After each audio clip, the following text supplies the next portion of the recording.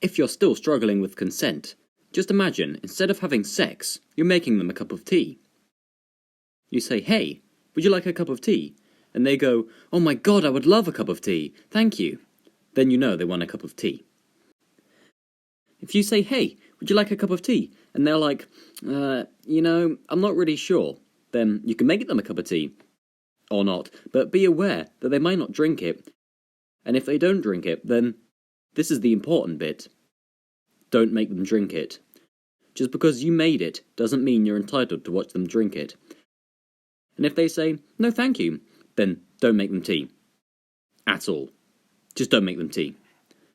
Don't make them tea, don't get annoyed at them for not wanting tea, they just don't want tea. Okay?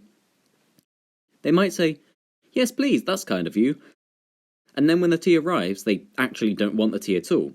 Sure, that's kind of annoying as you've gone through all the effort of making the tea, but they remain under no obligation to drink the tea. They did want the tea, and now they don't. Some people change their mind in the time it takes to boil the kettle and brew the tea and add the milk. And it's okay for people to change their mind. And you're not entitled to watch them drink it. And if they're unconscious, don't make them tea. Unconscious people don't want tea. And they can't answer the question, "Do you want tea?" because they're unconscious.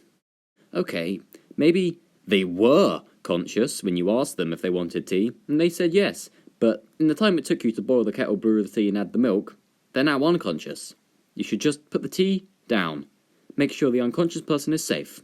And this is the important part again, don't make them drink the tea.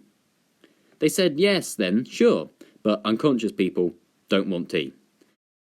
If someone says yes to tea and started drinking it, and then passed out before they'd finished, don't keep pouring it down their throat.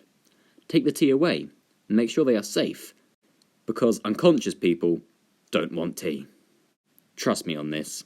If someone said yes to tea around your house last Saturday, that doesn't mean they want you to make them tea all the time. They don't want you to come round their place unexpectedly and make them tea and force them to drink it. Going, "Oh, but you wanted tea last week." Or to wake up to you pouring tea down their throat. If you can understand how completely ludicrous it is to force people to have tea when they don't want tea, and you are unable to understand it when people don't want tea, then how hard is it to understand when it comes to sex? Whether it's tea or sex, consent is everything. On that note, I'm gonna go and make myself a cup of tea.